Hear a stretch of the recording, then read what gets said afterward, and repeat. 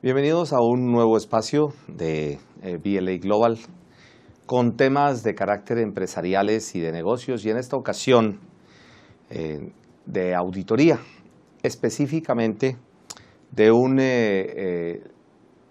tema que no deja de ser polémico y siempre toca espinas, que es el fraude. Y una cordial invitación a la lectura de un libro cuyo autor, uno de los autores, lo tenemos aquí, que es el contador público Cristian Vallejo Bonilla. Cristian, bienvenido. Doctor Edmundo, muchas gracias por su invitación. Créame que es todo un placer poder compartir esta charla hoy con usted. Muchas gracias, Cristian, muy amable. Dentro de las temáticas que siempre no dejan de tocar a uno, además de la preparación de los estados financieros, es la evaluación de los riesgos. Veo que en la temática del libro ustedes abordan lo que son los riesgos de fraude en la auditoría de estados financieros. Cristian, ¿cuál es el alcance de este documento, de este texto que ustedes han elaborado con Carlos Alberto Montes y con Omar de Jesús Montilla? Sí, señor. Conocidos también de otros escritos y ya muy conocido en el ámbito del área contable. Del área contable, sí, señor. Sí, precisamente, doctor Edmundo, el alcance que tiene este libro es adelantarse, ¿cierto?, a ese trabajo, no solamente quedarse ahí en revisar esos estados financieros, ¿cierto?, sino adelantarse a esos posibles eventos que puedan afectar la presentación y elaboración de los mismos. Entonces, este libro está enfocado básicamente a los estados financieros que va a presentar la organización, ¿sí? Esos estados financieros que pueden ser pues se pueden ver afectados por fraudes, ¿sí?, o de acuerdo a lo que lo ha planteado los mismos estándares internacionales, más que todo el estándar 240, que es la responsabilidad del auditor en relación a la emisión de estados financieros, y es decir, diferenciar lo que es error y fraude. ¿Cierto? Ahí va mi siguiente pregunta. Ustedes en el desarrollo del contenido temático han, digamos que puntualizado, precisado esa diferencia entre un error y lo que es ya más bien una equivocación y un delito, para precisar más bien, porque de pronto uno podría pensar que una equivocación puede traer consecuencias delicadas que podrían malentenderse y presentarse en una situación como algo delictivo, porque lógicamente la persona que lo recibe puede decir, oiga, usted trató de engañarme, ¿cierto? Usted trató de engañarme con esta información. ¿Esa precisión se logra esbozar en el contenido temático? Correcto, sí, señor. Precisamente el segundo capítulo hace toda esa conceptualización entre la diferencia entre lo que es un error y lo que es un fraude, ¿sí? ¿Por qué? Porque de entrada el auditor no puede determinar, ¿cierto?, ¿es fraude o es error?, ¿sí?, sino que tiene que ir más allá, ¿sí? Entonces, decir, entrada yo puedo decir que puede ser un error, pero tal vez no sea un error, ¿cierto?, sino que ese error fue de pronto maquillado para que pareciera como y no un fraude, ¿cierto? Entonces siempre se hace. ¿Y cómo lo estamos conceptualizando? Diciendo en síntesis qué es el error y cómo ese error pasa a ser un fraude, ¿sí? Y lo relacionamos ¿a qué? Al triángulo del fraude, ¿sí? Y exponemos la teoría de los autores que plantearon acerca de estudios psicológicos a empresas de cómo se podía generar el fraude. Entonces aparece el triángulo del fraude, presiones, racionalidad y lo que es control. Y más adelante hablamos sobre los factores que inciden para también cometer los fraudes. Me haces en este momento acordar de... Últimamente me ha tocado leer mucho documentos sobre el escepticismo profesional. Ahora que mencionas que el auditor no puede quedarse simplemente en su primera apreciación, sino que tiene que ir más allá. Precisamente por eso me hiciste acordar de las lecturas que he realizado últimamente en el tema de escepticismo, porque esa es la moraleja. Digamos que si uno quisiera sintetizar qué es lo que quiere el escepticismo, o sea, qué es lo que recomienda practicar el escepticismo, es que si lo dijéramos en palabras coloquiales, diríamos, no trague entero, evalúe, obtenga las suficientes argumentaciones, las suficientes pruebas para que pueda emitir una opinión, un juicio, que puede ser de lo más sencillo, o sí, hubo una equivocación, hubo una omisión, aquí no se pretendió hacer absolutamente nada delicado, o por el contrario, mire, esto se organizó, se estructuró, se maquilló, se hizo todas las diferentes situaciones. Me comentabas previo a la entrevista que desarrollan un caso para irlo agrupando área por área, rubro por rubro de los estados financieros para que le sirva al lector de guía de qué puede posiblemente encontrar, a pesar de que cuando uno escribe un texto no termina porque dice, también debía haberle adicionado esto más, o a alguien se le ocurre algo adicional. Pero me comentabas de que hay un caso desarrollado para guía, llamémoslo así, de alguna primera consulta para tener elementos de juicio, para ir formando elementos de juicio. Sí, señor. Precisamente voy a retomar una partecita de ese escepticismo profesional. Nosotros cuando manejamos esta parte decimos, llamémoslo también en términos coloquiales, la malicia indígena, sí. ¿Cierto? Colóquele que el auditor vaya más allá, ¿cierto? Determine cuáles son los escenarios posibles, qué puede suceder, ¿cierto? Y precisamente eso es lo que queremos, y esa es la parte esencial del libro, el ejercicio, sin dejar de lado que la otra parte conceptual también es muy importante, claro. ¿Sí? Porque siempre hemos dicho, para poder hacer, hay que saber. Claro. ¿Cierto? Perdóname que te interrumpa, pero ese es uno de los grandes problemas, que queremos entrar a desarrollar sin tener el fundamento técnico primero.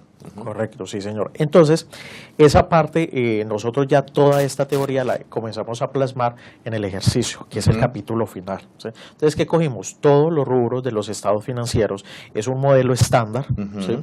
Lo colocamos para una empresa general, ya pues cada persona que lea el libro pues puede ir adaptándolo dependiendo de las necesidades que tenga.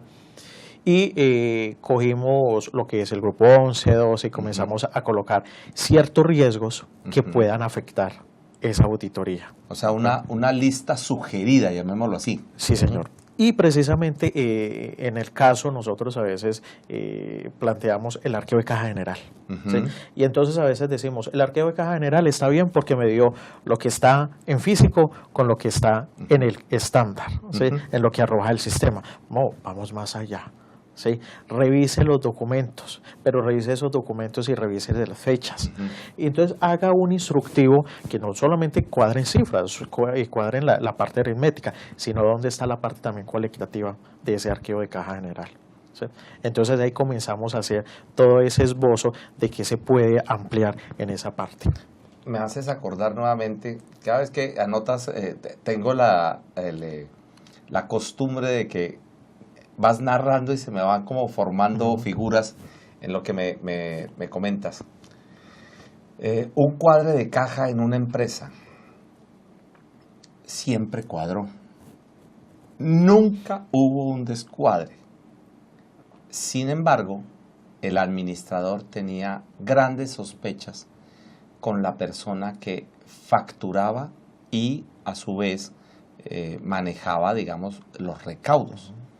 Situación que por elemental evaluación, pues la misma persona no debería estar haciendo las dos cosas. ¿Por qué cuadraba? Porque emitía el documento, lo que tú decías, emitía el documento y cuando recibía el dinero, luego modificaba el documento y, digamos, si el documento valía 1,000, se quedaba inicialmente con 100 y dejaba los 900, o sea, modificaba levemente. se dio cuenta que la cosa podía funcionar. Entonces ya de los 1,000 se dejó 300 y dejó 700. Luego 500 y 500. Y terminó en 900 y 100 para la empresa. Obviamente esto no es el desarrollo ni de un mes, ni de 5 meses, ni siquiera de un año, fue de varios años. En estos temas que uno siempre aborda, la parte maluca es la parte legal, la parte incómoda, porque lógicamente cuando un auditor se encuentra en una situación de estas, pues el primero que tiene que hacer es una denuncia ante su superior, los socios, la administración, diciendo, mire, he encontrado esto. Situación que ya de por sí, tú mencionabas una frase que me ha quedado sonando, la actividad del contador es riesgosa. Y es verdad, no solamente por las responsabilidades, sino porque cuando descubre un fraude, uno, dependiendo la entidad en la que está y los volúmenes que se estén manejando, de pronto, quién sabe uno, frente a quién se está uno enfrentando, ¿no? A quién está encarando, porque yo encuentro, ¿cierto?, de buena fe, como profesionales que somos, y empiezo a tener situaciones. Pero, Cristian, dentro de esta parte conceptual, ¿qué temas podemos encontrar de fundamento para la preparación antes de desarrollar el caso? Sí. Los estándares son muy claros en una parte y es ese análisis del cliente, ¿sí? Que nosotros lo hemos llamado estudio general, algunos lo llaman el análisis del cliente, otros en términos administrativos lo podrían denominar arquitectura organizacional.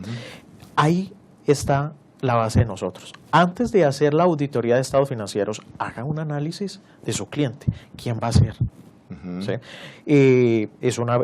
Lo principal es, usted conoce a su cliente, ¿cierto? Y siempre hemos hecho la pregunta en nuestro grupo de trabajo es, el cliente es fácil de detectar, ¿sí? Si yo hablo, por ejemplo, voy a colocar acá el caso, voy a trabajar con el doctor Edmundo Flores. Ah, sí, el doctor Edmundo Flores es una persona así, así, lo conoce en el medio. Entonces ya de entrada, si bien no nos podemos dejar sí, claro, descuidar de esa parte y deslumbrar porque todo el mundo lo conoce, pues ya hay un síntoma, ¿sí?, de buen comienzo, ¿sí? Hay un síntoma de confianza.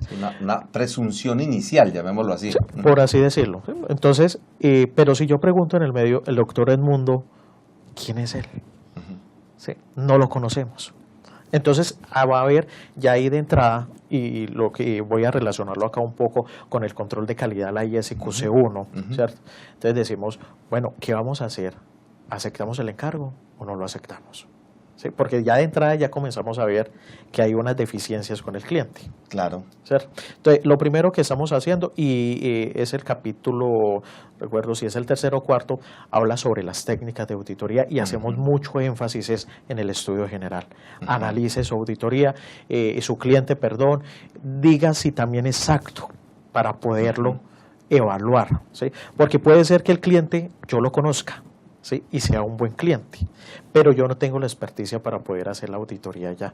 Se me ocurre, voy a colocar un caso, una empresa de productos químicos, y yo no sé de química, ¿cierto? Entonces de pronto no podré tener, ¿cierto?, esa capacidad para de pronto determinar qué riesgos se puedan presentar en sus inventarios, a no ser que yo, porque vengo siempre trabajando en una empresa comercial. Entonces habrán otros elementos de juicio que tendré que tener en cuenta para hacer la identificación de los riesgos de fraude, ¿sí? Entonces esa parte, el ejercicio precisamente lo relacionamos a eso. Haga primero su establecimiento de su estudio general de su cliente, determine si puede aceptar el encargo y luego analice sus estados financieros, cuáles son sus rubros representativos, ¿sí?, y a qué se dedica, para poder usted hacer la identificación de riesgos de fraude. Mira, ahora que me comentas lo de la parte de químicos, recuerdo tanto en una entidad había una posible situación de dolo frente a la distribución de un químico que tenía un alto grado de evaporación, donde tenían que tener mucho cuidado en los tanques repositorios, porque ese tanque repositorio, si tuviese la más mínima posibilidad de escape, pues la pérdida era muy delicada. Mira, ahora uniendo lo que tú dices de si lo acepto o no, número uno, conozco yo de ese tipo de circunstancias. Dos, he evaluado cómo se controla ese tipo de precauciones que se tienen sobre el inventario. Tercero, cómo juzga uno si fue algo sin intención o que un empleado de manera deliberada abrió y dejó destapado para que se evaporara, porque uno encuentra de todo, ¿no? Encuentra también el daño hacia la empresa, el daño hacia los terceros o el daño de un compañero a otro compañero que termina redundando en la misma empresa. Todas esas combinaciones y muchas más que se puedan dar, ¿no? Por eso me gusta cuando enfatizas en la expresión ir más allá, ¿no? Que ese tema. Entonces tenemos el fundamento conceptual.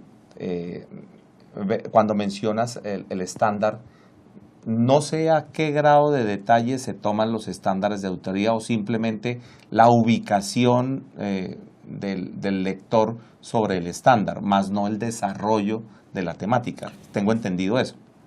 Sí, señor. Como tal, el estándar no lo decimos. Hay una parte en el capítulo 6 que sí se trata, una subsíntesis de lo que es el estándar 240. Correcto. ¿Sí? Pero los estándares, lo que es de planeación, de evidencia, auditoría, y el estándar 240 se traza o se maneja en la trazabilidad de todo el libro. Ya, ¿sí? okay. Eso es lo que está haciendo como tal el texto que se ha producido entre. O sea que el fundamento técnico está sobre los estándares de auditoría. Correcto. Digamos sí, que esa es la parte. Ya ustedes le agregan los elementos de la aplicación, de la experiencia que tienen sobre un caso desarrollado para que sea un modelo a seguir. Correcto, sí, señor. Precisamente acá, complemento esa parte, ya el libro no lleva ni un año, ¿sí? Pero ya nos hemos reunido, bueno, ¿qué vamos a hacer? ¿Sí? ¿Qué vamos a complementarlo? Y hablamos precisamente ahora, en primera instancia, los fraudes son competencia de la administración. ¿Sí? Ellos por ley, digamos, por ley natural, ellos son los directos responsables. Pero entonces queremos complementarlo es en esa parte de en los niveles que va a encontrar el auditor el fraude, ante quién se tiene que comunicar y cuáles son las acciones detalladas que debe seguir para comunicarlo.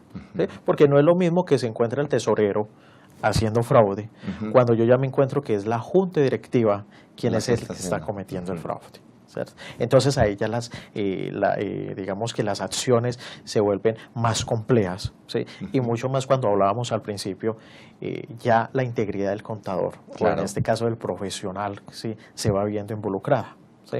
Entonces eso es lo que queremos complementar.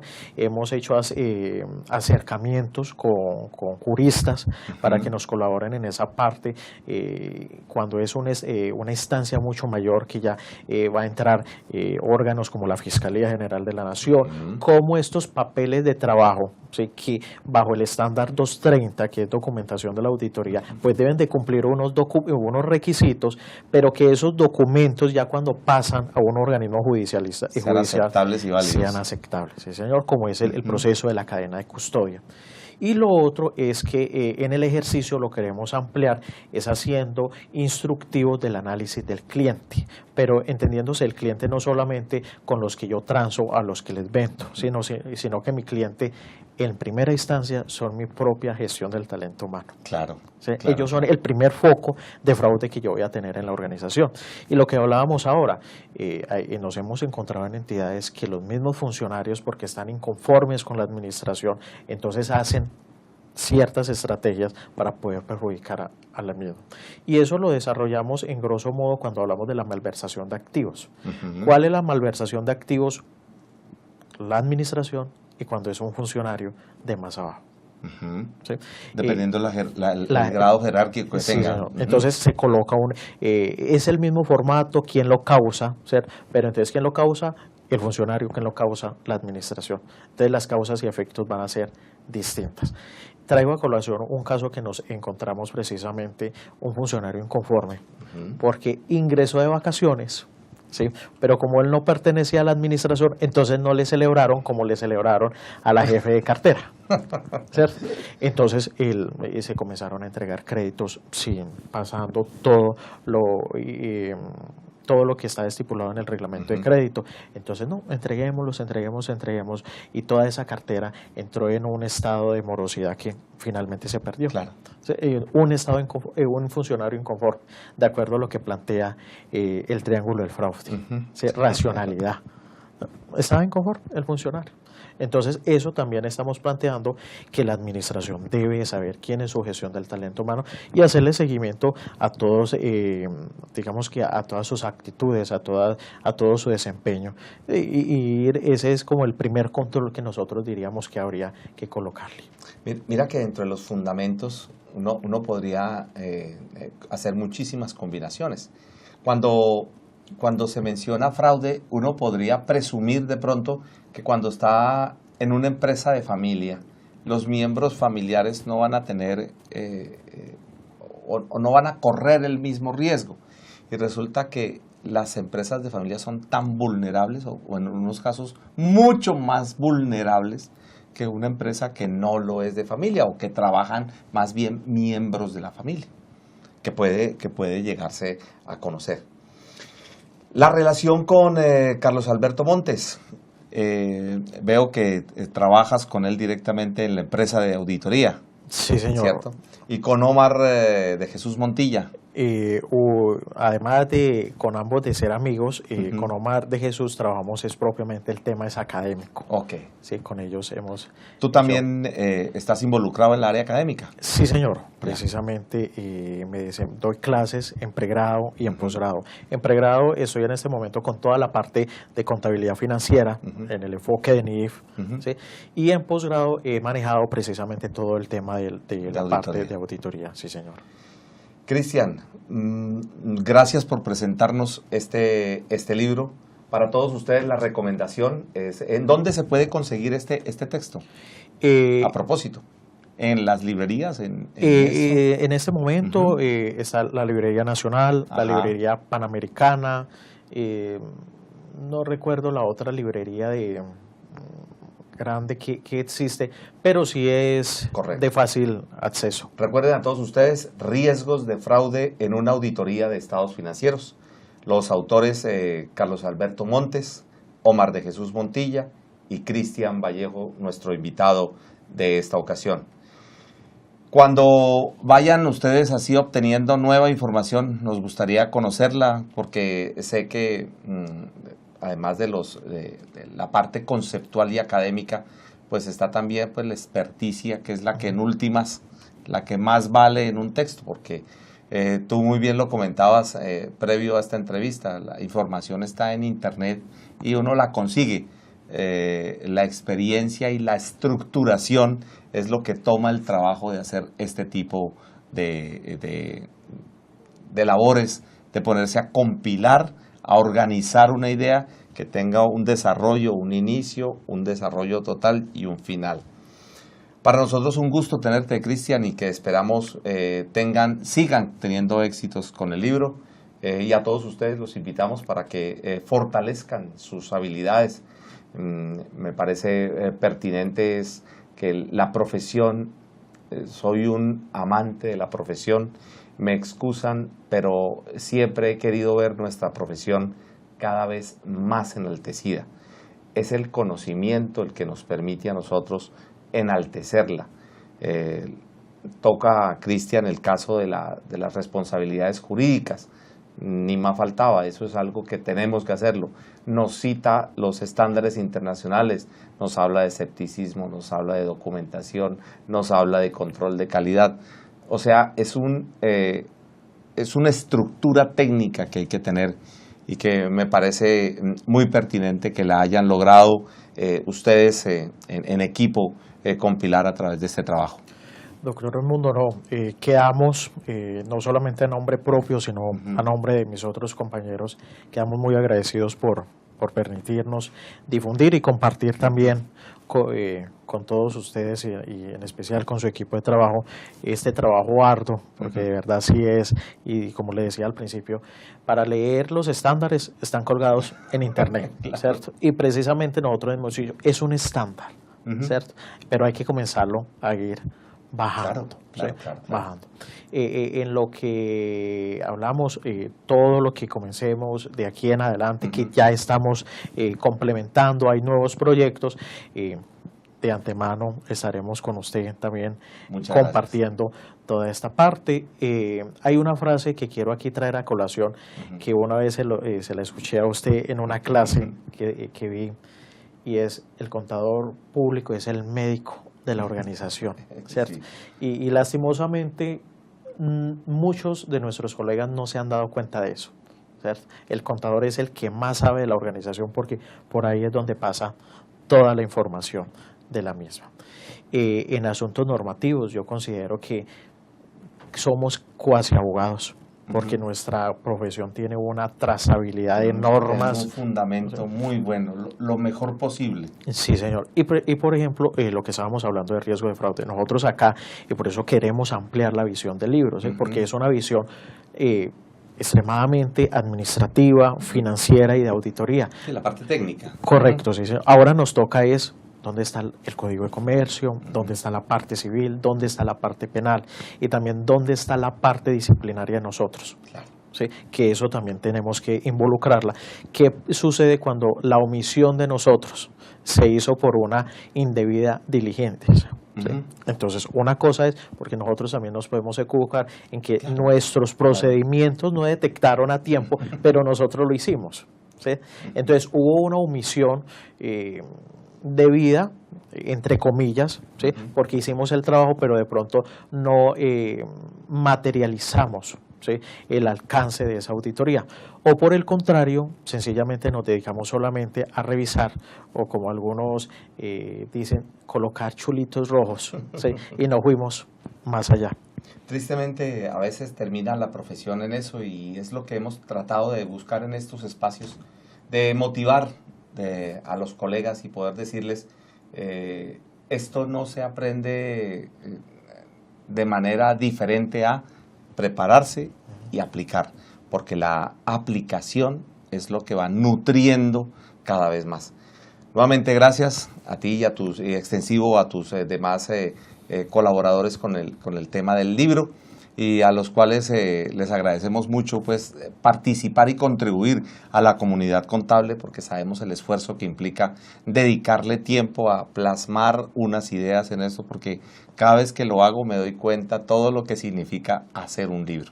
Muchas gracias, Cristian. No, doctor Raimundo, José, muchas gracias, y en nombre de mis compañeros quedamos inmensamente agradecidos. A todos ustedes esperamos que hayamos colocado una nueva inquietud de lectura, de preparación en documentos como riesgos de fraude en una auditoría de estados financieros, para que lo puedan leer, aprender y poder realmente aplicar, que sería el verdadero objetivo de un documento que ha sido preparado por grandes profesionales.